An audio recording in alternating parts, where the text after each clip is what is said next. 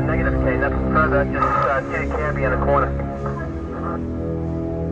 Abakunzi mwese b'ibiganiro byacu reka tubasuhuze tubifuriza ikaze nk'ibisanzwe ni niwe mugeni Clarisse muri kumwe.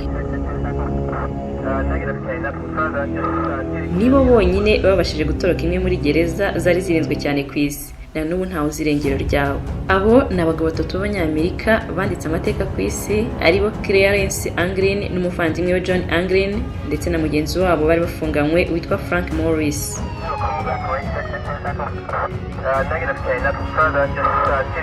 Tariki 11 z'ukwezi kwa gatandatu mwaka 1962 aba bagabo batorotse imwe muri gereza zabayeho zicungiye umutekano cyane. Iyo gereza ikaba yaritwaga Alcatraz Federal Penitentiary iri ku kirwa cya Alcatraz muri California muri Leta Zunze Ubumwe za Amerika.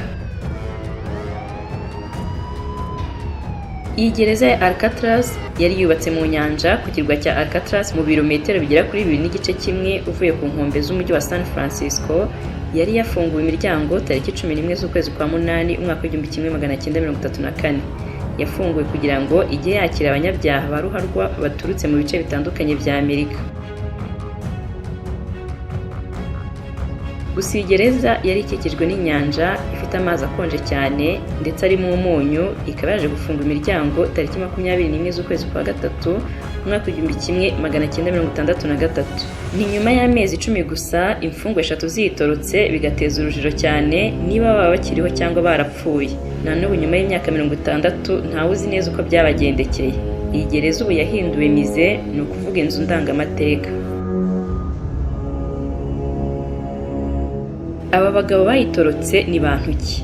Frank Morris wari waravutse tariki ya 2 z'ukwezi kwa 9 umwaka 1926 avukira Washington DC. Ababyeyi be bamutaye afite imyaka 11 gusa y'amavuko. Yahise ajya kurerwa mu bigo bitandukanye byakira abana badafite imiryango. Aha niho yatangiye ibyaha bito bito nko kwiba ndetse no gutunga imbunda. Bwa mbere akandagira muri gereza yari afite imyaka 13 gusa y'amavuko. Icyo gihe akaba yari yafashwe yiba akoresheje imbunda.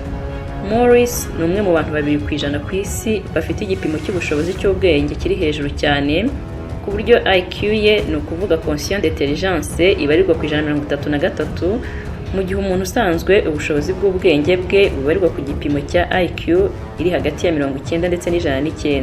Ni ukuvuga ko yari umuhanga cyane.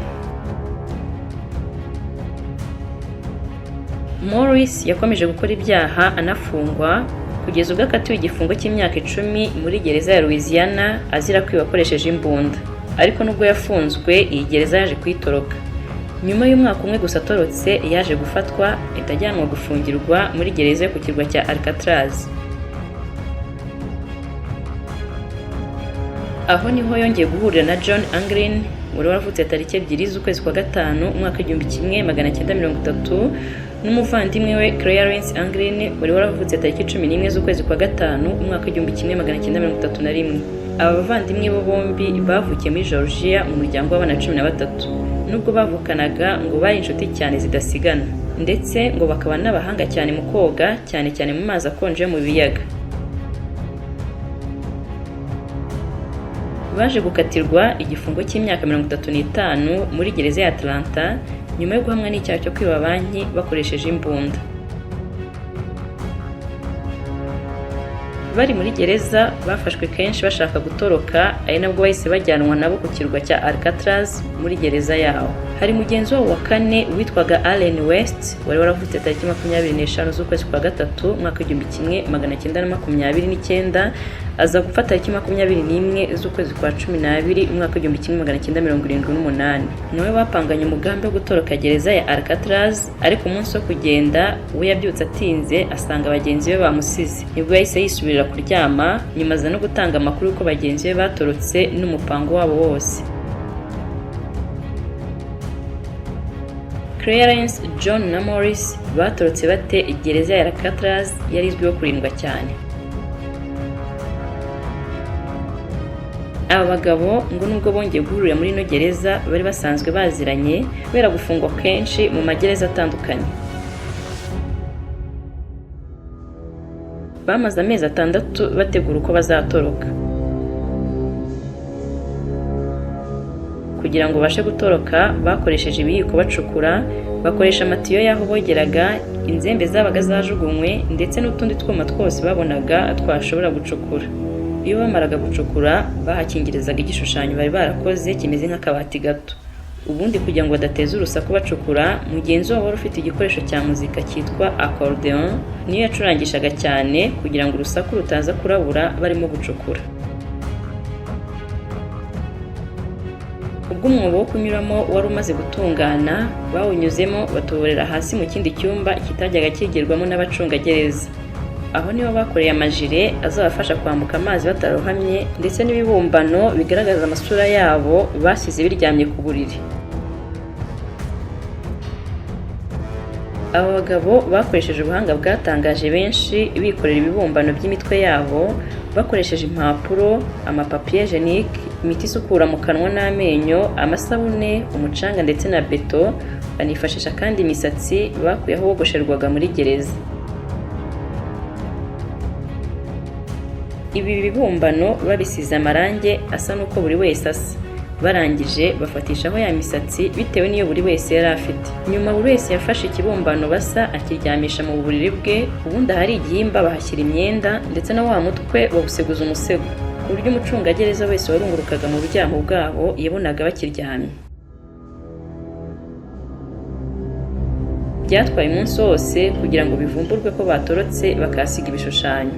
Mugenzi wabo witwa West Allen bapanganye uwo mugambi we ntiyabashije gutoroka, kuko isaha bari bahanye yo gutorokera we yayirengeje aza gusanga abandi bagiye. Nibwo yahise abyihorera arakomeza ariryamira.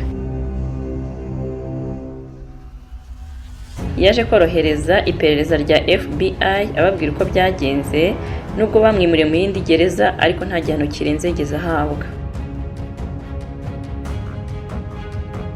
Kugeza ubu ntawe uzi irengero rya Clarence, Morris ndetse na John kuva mu mwaka w'1962. Bikimara kumenyekana ko batorotse, hitabajwe inzobere zigera mu 100 mu kubashakisha, haba mu mazi ndetse n'imusozi, ariko habura gihamya y'aho baba baciye. Mu gushakisha mu nyanja hatoye ifoto y'umwe ndetse n'ijire batorotse bambaye, bagakeka ko abagabo baruhamye bagapfa mbere yo kugera ku nkombe.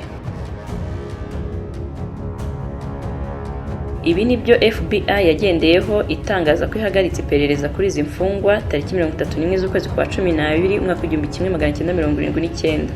Ni ukuvuga nyuma y'imyaka 17 zitorotse kuko habuze ibimenyetso, ariko dosiye yabo iracyafunguwe ku muntu wese watanga amakuru kuri bo.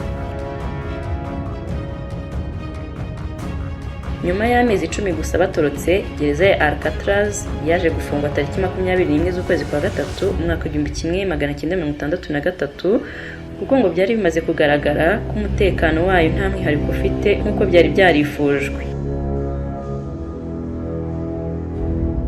Ikindi ngo imfungwa zaho zatwaraga amafaranga menshi ku munsi mu kuzitunga, ndetse n'amazi y'inyanja arimo umunyu ayikikije yari yaratangiye kwangiza inyubako.